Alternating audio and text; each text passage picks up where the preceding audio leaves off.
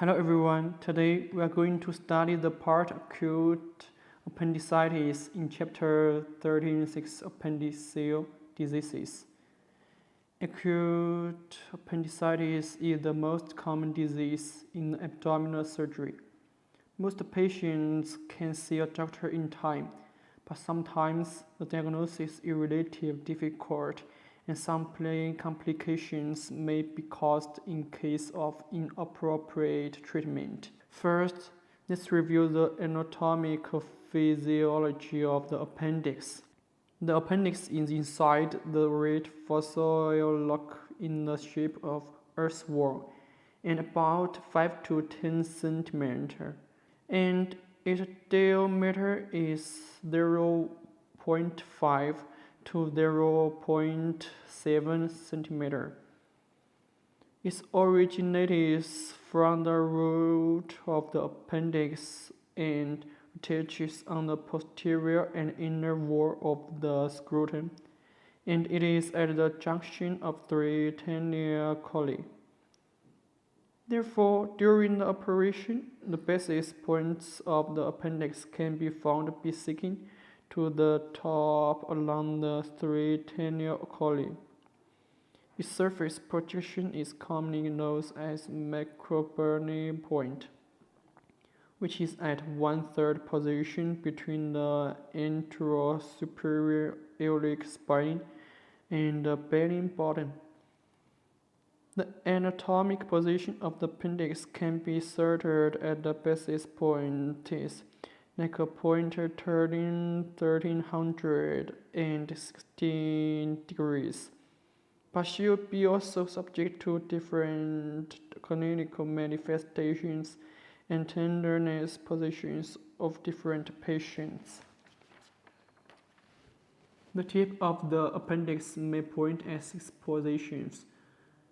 1. Anteposition of ilium. 2. Pelvic position. 3. Retroposition of sacrum. 4. Inferior position of sacrum. 5. Alternator position of sacrum. 6.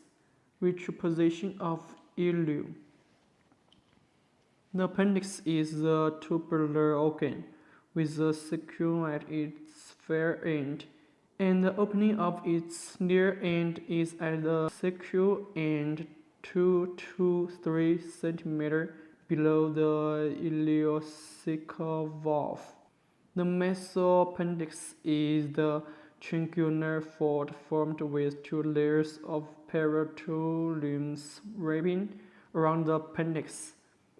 There are blood vessels, lymphatic vessels, and nerves inside, and the mesoappendix is shorter than the appendix itself, making the appendix curly.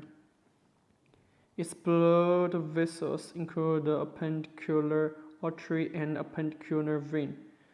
The appendicular artery is a terminal artery without coronary vessels, and after a hemodynamic disorder, the necrosis of the appendix is liable.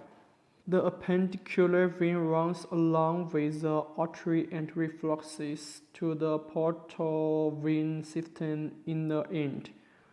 When the appendix is subject to inflammation, the embolus obstruction may lead to the pylophilitis and the bacterial liver abscess.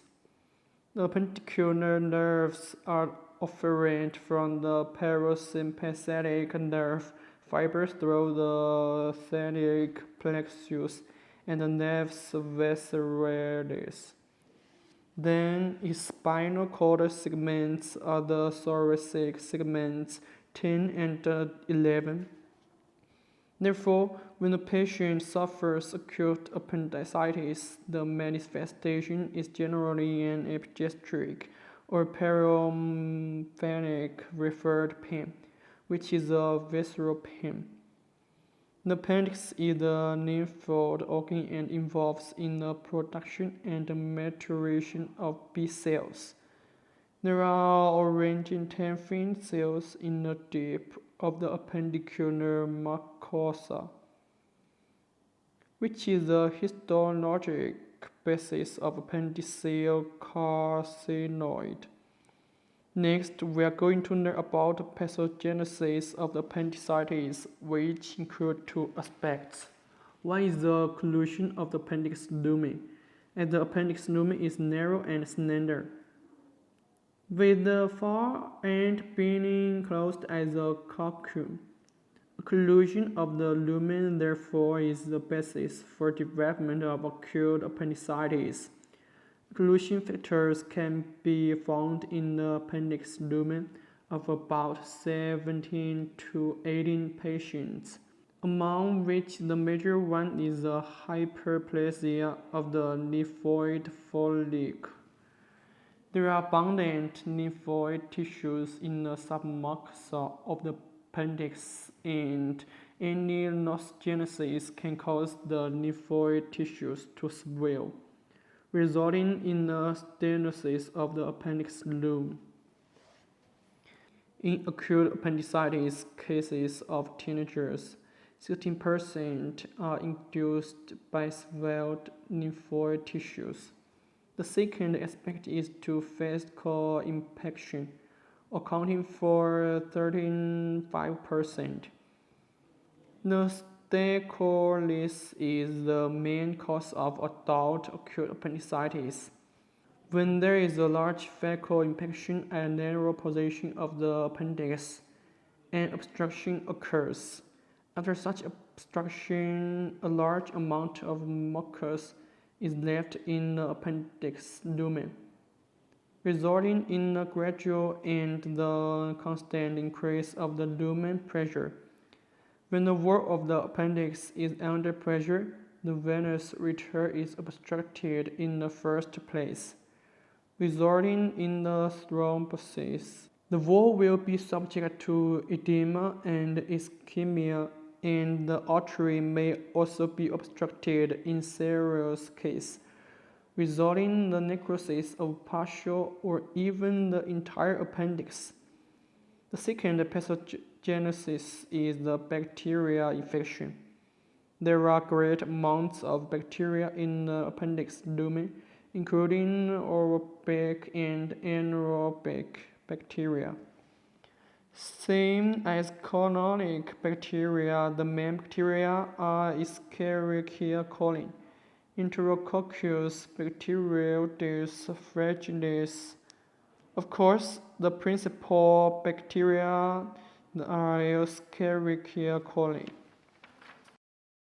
Third, we are going to study the clinical manifestations of the acute appendicitis, and there are four main clinical categories. Category 1 is the acute simple appendicitis, and at this stage, the appendix is subject to mild swelling, serosal congestion, and a small amount of fibrinous exudate. Category 2 is the acute suppurative appendicitis, or known as the phlegmonomous appendicitis, and at the stage the appendix is subject to apparent swelling and augmentation and several serosal congestion, with purulent exudate adhered on the surface. Anabrosis like appendix mucosa. Impelme is the lumen, small abscesses inside the wall, and purulent exudate in the enterocolia. The inflammatory appendix may be covered by the augmented medulla in the adjacent intestinal canal, which can limit the development of the inflammation. Category 3 is the acute purulent or gangrenous appendicitis. At this stage, the entire or partial layer of the appendix wall is subject to the necrosis, and the serosal is in dark black or mural and may be perforated in local region. The perforated positions are mostly at the far end of poor blood circulation condition, or may be local regions directly compressed by the stercolis. After perforation, appendiceal abscess would occur with probable complication of the general peritonitis. Category 4 is the periappendicular abscess. The omentum medium of adults may be subject to translocation to a right lower position to cover the diseased appendix, which can localize the appendicitis, resulting in periappendicular abscess. Next, we are going to discuss the prognosis of acute appendicitis, i.e. the outcome.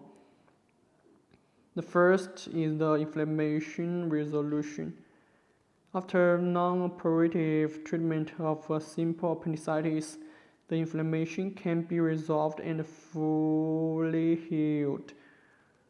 The second is localization of inflammation in a suppurative appendicitis and perforating appendicitis. The infection can be localized around the appendix, or a localized inflammatory lump may occur to become the appendiceal abscess. The third is spread of infections if the acute appendicitis is subject to perforation. Before it is covered by the omentum, the general peritonitis may occur. Moreover, the bacteria embolus of a few patients may enter the portal vein with blood flow, resulting in inflammation and even liver abscess. Then the patient will have serious general symptoms such clinical manifestations of septicemia accomplished by a high fever and jaundice, hepatomegaly. Clinical manifestations of acute capsulitis. Most acute appendicitis is similar in the clinical manifestations at the early stage, regardless of the pathologic pattern. The symptoms of acute appendicitis mainly include abdominal pain, gastrointestinal reaction, and general reaction. The main reason for a patient of acute appendicitis to see a doctor is an abdominal pain, and the positions where the pain starts are normally in the epigastrium, below the xiphoid or the peripheral obliquus. After about 6 to 8 hours or over 10 hours, the pain position gradually shifts downward and is flexed at the right lower quadrant in the end. After that, the pain at the initial pain position would be obviously mitigated and even disappear completely, and in the clinical medicine, this is known as the shifting pain in right lower quadrant. This is a unique feature of acute appendicitis and one of the main bases for differential diagnosis with other acute abdominal diseases. And about 18% patients have this feature. After the necrosis and perforation of the appendix wall, the purulent exudate enters the intercoccylia. The pressure on the appendicitis can be quickly relieved. The abdominal pain is mitigated soon after, but the intraperitoneal inflammation spreads gradually and after mitigation for a short period of time. The pain in the right lower quadrant is aggregated, gradually a transient phenomenon. Therefore, the abrupt mitigation of the abdominal pain of acute appendicitis patient is not always an improving symptom. The second clinical manifestation is a gastrointestinal reaction. And the most common symptoms are nausea and vomiting. The vomiting in the early stage is completely reactive. When the appendicitis is in the pelvis, the tip of the appendix appendix will directly stimulate the rectum wall, and a series of symptoms may occur, such as tenesmus. The third clinical manifestation is a general reaction. At the early stage of acute appendicitis, some patients feel a generalized fatigue, feel limbs, headache, or dizziness. In the case of simple appendicitis, the temperature increase is not obvious, most between 37.5 to 38 degrees centigrade. While in the case of the suppurative appendicitis and perforating appendicitis, the temperature could be as high as around 39 degrees centigrade, and very few patients may suffer from shivering and high fever, with the temperature increased to above 40. Next, we are going to explain its physical signs. The common signs occurred in the examination of acute appendicitis include tenderness, strengthening of the abdominal muscle, rebound tenderness. These signs of inflammation are the main basis for the diagnosis of appendicitis. Some indirect signs may also show in some patients. The pulsal sign is helpful to judge the position of the inflammable appendix. Sometimes it is necessary to continuously observe the abdominal signs, and an accurate judgment may be made through comparisons of multiple results. The peritoneal irritation signs include tenderness, strengthening of the abdominal muscle, rebound tenderness in the abdomen, and a pain in the right lower quadrant is the most common and most important sign. When the infection is still limited in the appendix lumen and the patient feels an epigastric or paramephenic, the tenderness has been in the right lower quadrant. And when the infection spreads to periappendicular tissues, the range of tenderness also enlarges, and the severity of the tenderness is aggravated. When a perforating appendicitis is joined by the general peritonitis, the pain in the right lower quadrant where the infection is most severe is most evident. Though the tenderness can be felt in the whole abdomen. About 70% patients suffer the muscular tension in the right lower quadrant, which is the result of the spread of infections to the outside of the appendicitis and the inflammatory irritation to local peritoneum, and is common for purulent appendicitis and perforating appendicitis. Acute appendicitis patients may also suffer the rebound tenderness, generally in the right lower quadrant. When a purulent appendicitis is accompanied by periappendicular tissues and inflammations in the intestinal canal, the augmentin measures the small intestine and its mesentery can be mutually bounded, with the appendix forming a lump. The localized lump formed after the perforation of the appendix can be felt in the right lower quadrant. Such an inflammatory lump is featured in unclear boundary and being unmovable, and is accompanied by tenderness and rebound tenderness. A deep inflammable lump can be discovered only through careful search. Third, there are some other signs for the clinical examination, such as Rothstein sign, through which a positive result can be obtained as long as the method is correct. providing a reference view for the diagnosis of the appendicitis. To examine the rising sign, the patient should be on the supine position. The examiner should press the left lower quadrant with the palm, and if the pain in the right lower quadrant is aggravated, the sign is positive. To examine the posture sign, the patient should be on left lateral position.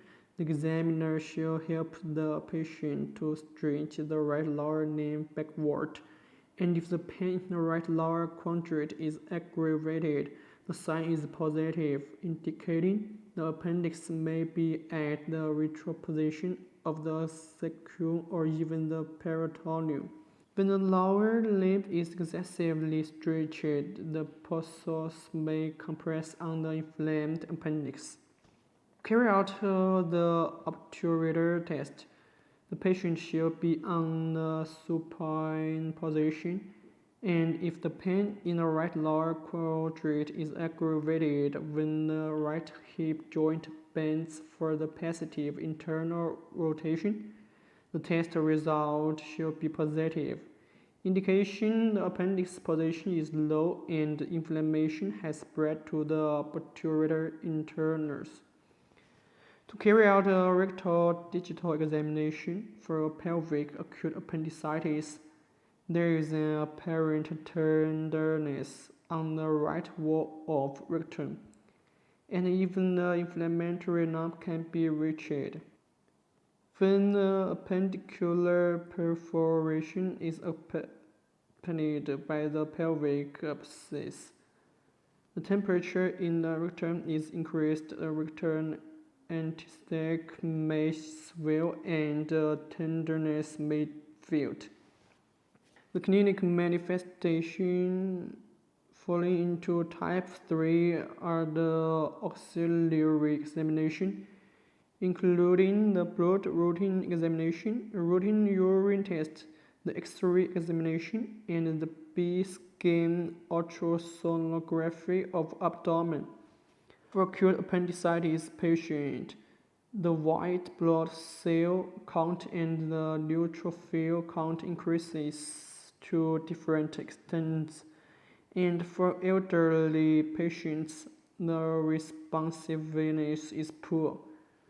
The increase of the VBE count may not be apparent, but left shift of neutrophil still exists. The routine urine test results of most patients are normal, but the inflated appendix of a few patients may directly irritate the ureter and the bladder. A few amounts of red blood cell and white blood cell may be present in the urine. The X-ray examination and the B-scan ultrasonography of abdominal are routine examinations, and when there is also the general peritonitis, the plain abdominal radiography must be carried out. For the B-scan ultrasonography of abdomen for elder people with a long course of the disease, the right lower quadrant should be scanned to make clear the existence of any inflammatory lump, and the B-scan ultrasonography can provide the specific depths of the appendix before making a decision for incision and drainage of the appendiceal abscess. This is all for today. After the class, you should carefully look up and review the relevant knowledge.